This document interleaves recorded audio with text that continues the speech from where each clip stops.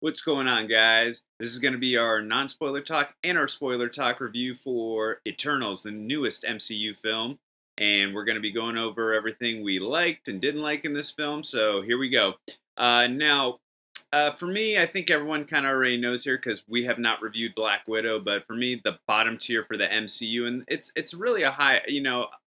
MCU films are incredible for me. I think most of you feel that way as well. But for They have me a high personally, bar. They have a high bar for sure. yeah, they really do have a high bar, and again, most of the MCU films are very high quality films. So when we say it's a low quality MCU film, it still means it's there's a lot of good things in it. It's just again, it's a high quality, as Jason just mentioned. This film is definitely a little more towards the bottom tier for me. Again, I having think so. said that, I did not hate this film in any way. I also didn't love this film 3000. Fun little reference for you guys there, but I didn't love this film as well. It was kind of somewhere in the middle. I just thought it was okay. I do applaud the MCU for trying something totally different with this film. Definitely applaud them for that.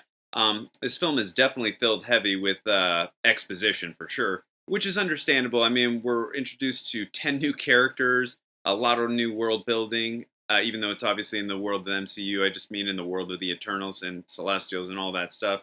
But like I said, it's really exposition filled. There are some really cool action sequences, but it's definitely the pace. It's really a snail pace to this film. It's really slow, and it's sometimes it's a slog to get through. Not only was it like slow, it was just I felt like it was really long. It was a pretty long movie, Yeah. which wasn't bad, but I don't know. For me, like again, I didn't not like it, but I didn't love it. Kind of like you, like it wasn't Hmm. bad, but it was nothing really like pushing it, that high. But for me, it felt, like something separate from the MCU. Like I know they mention a bunch of references and they call out a bunch of characters' names and all this, and they try to include it in the world. But to me, it felt completely separate from the Marvel universe. Maybe it was just the tone or the characters themselves, but it didn't really feel like a Marvel movie to me, even though obviously it is an MCU. Yeah. But I don't know. Well, It was fine. I think this movie's getting a lot of hate just because of hype and expectation, but it's by yeah. no means a bad movie. It's just not Well, that great. from the sarcastic banter and some of the character interactions, I definitely could see this being in an MCU film. But again, that's what I mentioned kind of earlier in the review where I said I do applaud the MCU and Kevin Feige here for trying something Yeah, totally they did different. something So different for sure. yeah, which again, I applaud them. Like, definitely try new things. Like, that's really cool. I don't want you doing the exact same thing over and over, even though I know the formula does work. I'm not going to say no to it, and if it's really good, go for it. But I do applaud them. Like I said, going for something new. So I thought that was, I enjoyed that. Like I said, it's really a slog to get through this film. But there were some really interesting characters. Some of the storyline, I really was actually really found myself invested in and found it being really interesting. And again, I try and be as honest as I can with you guys as much as possible as I can be. I'm not really way too familiar with the Eternals, at least coming into when the trailers. I tried to research as much as I could coming into once the trailers started popping out because I try to try and know as much as I can going into a film in terms of from the comic side. But I didn't really know too much about these characters in general before this, so I definitely found myself getting invested in the characters and found them to be interesting. They were a little bit underdeveloped, but again, with 10 characters and all this world building, that's totally understandable. But I found the interactions to be enough to get myself invested in these characters, and I did find them interesting. I mean, I think the main like what maybe three or four they did kind of develop, but yeah, the other ones, they didn't fully develop. Some of them there were a lot of good character moments that kind of gave you a good feeling, even if they were Yeah. slightly underdeveloped.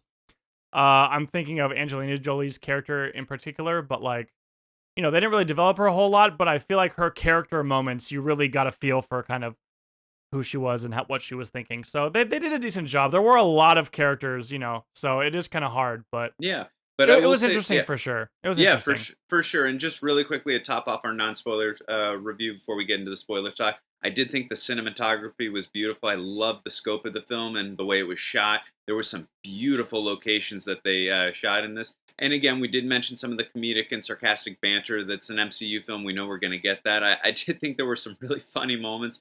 at least the crowd we were in with the theater when we didn't have to wait 40 minutes for the damn movie to start. Yeah, that didn't help. AMC prom. By the way, I just spoke with Greg Alba of The Real Rejects right before we did this review, and he told me he was actually went to the same theater that Jason and I saw the Eternals at tonight last night to see Dune in IMAX. It was actually canceled 30 minutes before it showing because the projector wasn't working. Sound familiar, Wow. Jason?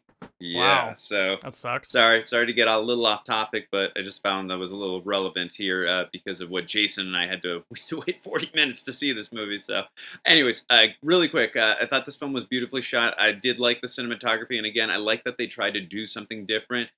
While a few times it did fall a little bit flat, and like I said, it was a little bit of a snail's pace to gain through this film, and there was a lot of exposition, which again I understand totally why they did that for this type of film, as you're going to get to in a lot of sci-fi films of this type of nature, where you're going to get those long narrations at the beginning, and trying to fill people in who don't really know these characters from the comics, or just know these characters in general, and just want to get you as comfortable as you can with all the information you need to know. Uh, again, I like the attempt what they tried to do. I want them to keep going after new things like this. I applaud what they tried to do here, and also too, I did really like the score in this film. Nothing like no themes in terms of remembering like you do like the Avengers theme or some of the other characters in the MCU. But I did like that they brought back the composer for Iron Man. His name is escaping me right now. Is RN or his initials. But you guys can put in the comment section. I think he did Daredevil also. Oh, the Ben Affleck or the TV show? No, the TV show. Oh, cool. Well, he's a great. I mean, I Iron could be Man. wrong, but I thought his name seemed familiar. You could be right, but I love his score in Iron Man 1. Obviously, he didn't do Iron Man 2 or 3, but I did love his score in Iron Man 1, and I'm glad he returned back to the MCU. So that was really cool, and there were definitely some moments in the film where I really enjoyed the score, especially some dramatic moments between Icarus and Cersei. Really good, powerful music moments there as well in the score. And I gotta say too, some of the visual effects were like some of the best I've seen in the MCU. I know it's crazy to say that, but the visuals in this movie were pretty well done when they were used. So. Oh yeah, for sure. I mean, really yeah, well done. I was gonna say we're probably gonna talk about that a little more in the spoiler talk, but yeah, some of the action sequences and visual effects when these characters are using their powers and fighting in battle sequences, oh, absolutely really incredible. Cool. Yeah, really for cool. sure. Yeah.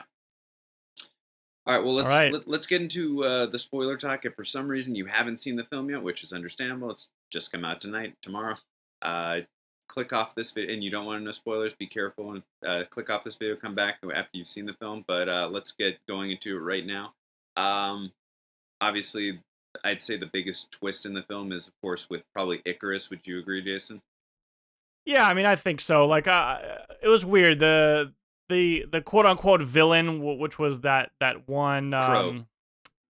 I don't know. I don't think they ever said a name, but the one. Yeah, his name is Crow. Okay, well, I mean, I knew that something was going on with that, but then they kind of underplayed that, and then yeah, like Icarus kind of was quote unquote the bad guy at the end. So it was definitely interesting. It's not that like I didn't wasn't expecting something like that, but it was an interesting play where he's the one who actually killed. I'm forgetting her name, like the leader, Ajax. Yeah. Salma so Hayek's character. It made it for a cool fight at the end, that's for sure. But yeah. I don't know. It was okay. It was an interesting twist. Yeah, no, for sure. I mean, I wouldn't say I didn't see it coming, but I also wasn't looking for it. But yeah, right. I agree with you. And yeah, no, it was definitely interesting where they went with that character, and like you said, it made for a really it made for a more personal battle at the end because of obviously we know Crow is the main villain, but now obviously there's more personal stakes, more like I said, personal stakes because this is a character of the Eternals, but again, he just believes so. It's not that he wants to kill these characters; he loves the Eternals. They're his family. He's only doing it because it's his purpose. Yeah, it's his purpose, and that's what he believes in his mission in terms of what Arishem wants is for this to happen, for the Earth to be destroyed, so the Celestial can be born. So, right, yeah, no, it makes total sense in terms of that. I really did. Also, it did make for a really great fight at the end, though. I thought when they're all fighting him, like obviously he's the strongest one, but they kind of overpower him Yeah.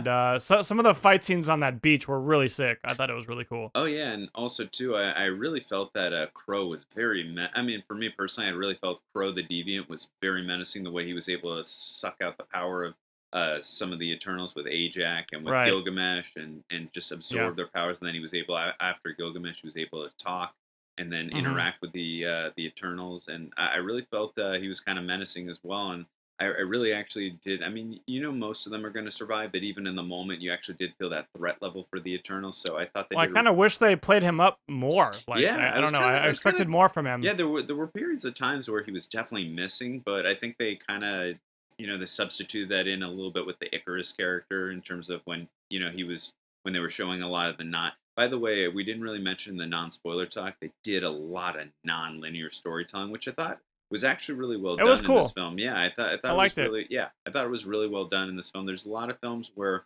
it can be done and it's not properly done. It's not done. It's not edited in a way where you're like, okay, that was necessary. I think the best film that's ever done it is Memento. That's my opinion. But Yeah. yeah, I thought this film did a great job doing the non-linear storytelling, and it was done in a way that made sense for this film with the way it was edited. So I really enjoyed that, and again, the way they showed the Icarus twist was done in a very confident way. But yeah, no, I agree with you. It would have been nice to get a little more Crow, just because he was really menacing and really threatening. And I actually found, even though we don't get a ton of interaction from the character after he kills Gilgamesh, obviously he gets not only does he get their powers, but he gets their memories and their thoughts. So I thought that Right. that was very interesting, and I wanted them to keep playing a little more into that because I really did dig the whole scene with him versus Thena. That was really interesting stuff. I was like, I thought that was really cool.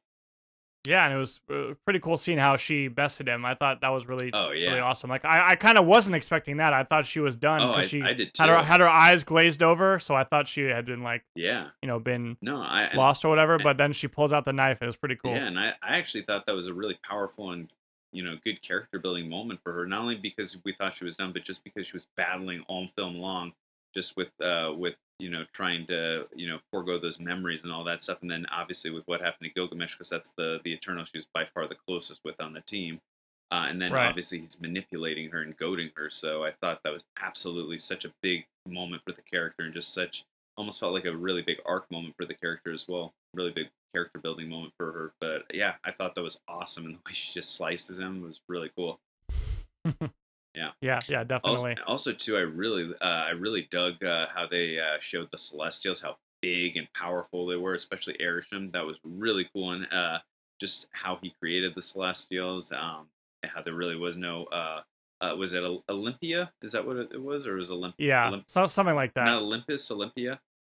Olympia. Yeah. Not Olympus, but Olympia. Okay, I thought that was really interesting too. How that was that whole storyline, and I don't know. They could be teasing us for big things, with possibly with Galactus, just seeing how it works with the Celestials. Obviously, we know that we got our first taste of a Celestial in Guardians of the Galaxy Volume 2 with Ego, right. and Yep. obviously he kind of doesn't. He's different. I mean, he's a Celestial like these guys, but these guys are more. Different Yeah, kind. they're not only the different kind, but these guys like he planted his seeds, which they did too on a planet, but he's more separate. He's more of a rogue Celestial. These guys are more like they're more of like a kind of a family based Celestial, if you will.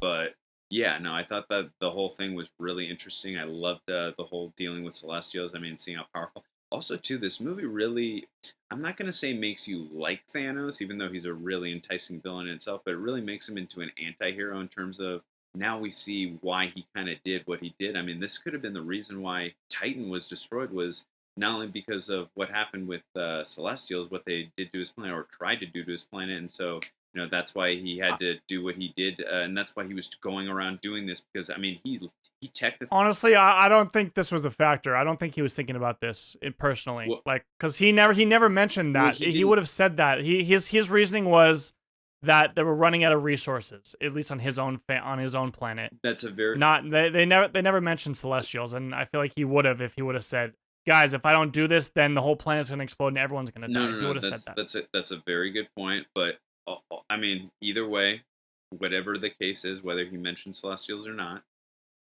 because he did the snap, he did stop the from what happened in this film from happening Oh yeah, earlier. he delayed it. He, They said that. yeah, it kind of almost felt like Terminator 2 and Terminator 3 with delaying Skynet, by blowing up Sky. It kind of felt a little bit like that. Not comparing films, just saying like kind of that, you only postponed it, kind of thing. But yeah, no, I thought that was really interesting, and I mean, you do make a point that he doesn't verbally explain it. We don't know the backstory. I mean, they could always, kind of retcon that and go into make a series like on Disney Plus or something with a young Thanos going on Titan and then showing that's what he had to deal with and why he goes around and does that on top of the resource thing. Like maybe he doesn't want to fully explain what's going on other than the resources. He's got other reasons, but yeah, I hear where you're coming from, but thought that was interesting. But yeah, look, I didn't like I mentioned earlier. I didn't love this film, but I didn't hate it. It's definitely lower tier, but I really enjoyed a lot of the character interactions. I did like the world building. I can't. I'm looking forward to seeing the second Eternals film. Probably, I would assume in 3 or 4 years, whenever that comes out. We're really quick before we get rid of this. Let's definitely talk really quickly about the mid credit scene. Excuse me. We get Thanos' brother Eros in that scene, and as many of you know, the character is played by Starfox, which, by the way, is Jason's favorite video game growing up. He was the master of that game. Non-related, but yes, he's an interesting character. Obviously, in the comics, we know that he can psychically control other people's emotions, and him and Thanos don't really agree on much. So I really did like the whole thing, the whole scene, and also with Pip, voiced by Patton Oswalt. Also to what's Harris made his debut in the Invincible Iron Man number 55 in February 1973, and he was created by Jim Starlin, who also created Thanos. So, just wanted to throw that out there. But yeah, no, I thought Eros is that was a really cool introduction. I love how Pip was in there as well. And then they're setting up, obviously, for him to help the other members of the Eternals help out with what happened with Erisham, because he's coming back for judge. He wants to look into the memories of the Eternals before he passes judgment on what they did, because they sacrificed a Celestial to save the planet. So I really felt that was a really satisfying introduction to the character, and I'm really looking forward to seeing what they're going to do. I think that was Harry Styles, right, who was playing the character. Yep, it was definitely Yeah, Harry what Styles. did you think of the scene? It was fine. I mean, it was just kind of a total introduction scene. It was kind of funny, like with Pip when he came out first and was all drunk. Yeah. But other than that, I mean, it's just a little bit of a introduction to the character. It was fine. It was cool. I thought Pip had been partying a little too much with Fat Thor from Avengers Endgame. Or with normal Thor from What If. Oh yeah, there you go. Exactly. All right, and let's really quickly also let's mention that post-credit scene. We get Dane Whitman, who of course was Cersei's love interest, not named Icarus in the film. Was it Kat Worthington? Is that the character actor's name? I believe. Kit Worthington. I know. Say that was real quick. That was the weirdest part of the movie for me. I know you won't get this because you haven't Game seen of it, Thrones. but watching Jon Snow and Robb Stark telling Cersei how much they love her. It was and because there's I'm assuming this is a game of. We'll watch Game of Thrones one day, right? Yeah. But one day, guys. Well, I'll watch Game of Thrones. We'll react to it for you guys. But it's funny just because the character's name is Cersei, also, yeah. who's like one of the main villains in Game of Thrones. And obviously, if you know anything, what happens in the scene, we see him open up an old chest. We see a sword in that chest. This is most likely the Ebony Blade, and the Ebony Blade in the comics was carved into a meteor, and it was enchanted by the magician Merlin. It's funny how Merlin is a magician, because all film long he kept on mentioning magicians like Doctor Strange and just saying the word magician. So clearly there was a reference. Or wizard. Or wizard. Oh, okay. Well, I mean, doesn't Doctor Strange get called a magician at all, or I don't know. Anyway, no, he's a wizard. Well, but anyways, yeah, it was enchanted by Merlin. It was left for Percy, which is Dane is a great descendant of Percy. He's a family member of his, and they're of course the Black Knight, which was a comic that was character and comic created by Stan Lee. So I thought that I was really curious who that voice was. It could be the Watcher, Jason. But no way, it wasn't. Nah, it wasn't. They would have used the same voice. I was just kidding. I don't know who the voice was, but I'm gonna probably see the film at least once or twice more. But yeah, I thought that was, again, I mean, we already got the introduction of the character, but I thought that was really cool how they played off we got to see the Ebony Blade, and the Ebony Blade is actually interesting in the comics too, because while the blade does wield great power by the user, it also there are some negative side effects as well. You can be corrupted. It can make you violent and aggressive. So there are some negative side effects from using that blade for far too long. So it's not it's not Mm. it's not the same kind of thing as like Monier or Stormbreaker. So it's got some negative side effects to it. So it's going to be interesting to see when we see this kid, because obviously we're going to be seeing way more of this character to be in future MCU films or TV shows, whatever they decide to do. But Yeah, yeah, I feel like he had to have been a bigger character because he wasn't really in the movie all that much. But I knew since they got him to be like this character, he had to be and something more than yeah, just no, for nothing. sure. And also too, just really quickly, not staying away from the post credits scene. I actually thought him and Gemma Chan, who played Cersei, of course, I thought they had really good chemistry and some really, even though it was Yeah, very short lived, they didn't have a ton of screen time together. I did really like their chemistry, and again, they only had about maybe 5-10 minutes of screen time together. I really did buy into that relationship and found myself invested in it. So if when she does return back to Earth, if they want to continue that, I'm all for it because I enjoyed it. And also, too, one of my favorite characters in this that we didn't really mention throughout the review was probably Sprite. I did like.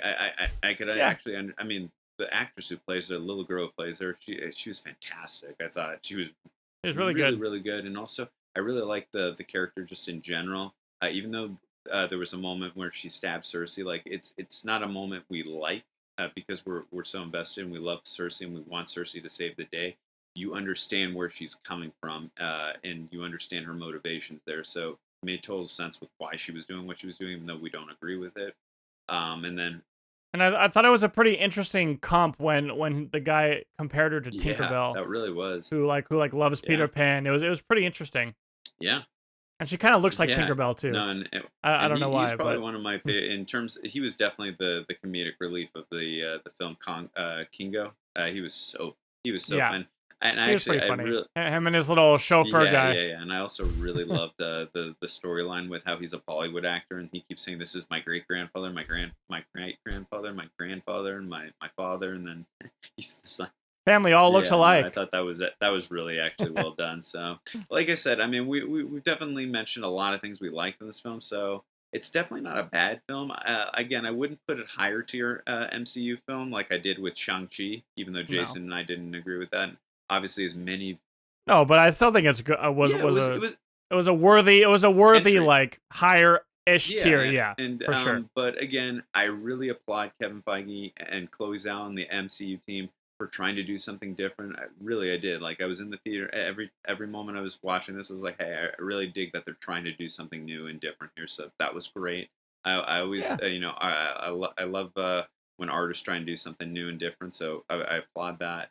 And I actually did find myself really getting invested in the world just in general, even though there were a lot of sloggy and boring moments too on the flip side. But again, I'm definitely going to watch this film another one or two more times probably. I don't know, if maybe one more in theaters, but when it comes out in streaming, definitely watch it another couple times because I did find myself invested in the world and some of these characters for sure, and I dug a lot of their interactions and some of the and like I said, and Jason and I mentioned a lot of the visual and action sequences. While there's not a ton of them, were really well done and really effective, especially a lot of Icarus's scenes as well. I mean, I just really cool. And it was funny how they called him I mean, Superman. So are they like confirming that DC uh, universe exists within the there we Marvel go, guys. universe? Jason just confirmed it for us. The crossover will happen one day, but I Well, I didn't say it, but I mean they said it no, in the I know, movie. So and it's kind of funny because he kind of does resemble Cavill a and little also bit. too Like I think one of them said he's like your valet, like Alfred is to Batman, right?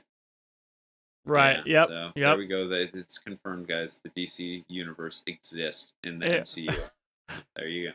what a move that would be if Feige just bought the DCEU I and like don't. made it amazing and I made it don't amazing. see Warner Brothers ever selling it, but you never know. You, Probably not. you Probably not. never know. You just need a big enough Yeah, number. exactly. All right, guys. Well, that's gonna do it for this video. Let us know in the comment section. What did you think of this film? Are you gonna see it again? Did you enjoy it? Did you hate it? Do you think it's bottom tier MCU, middle of the tier, high tier? Let us know.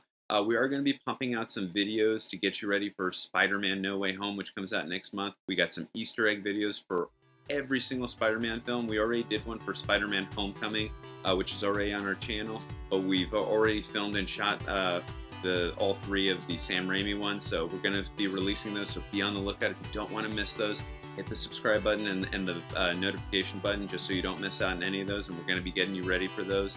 And until then, we will see you guys next time.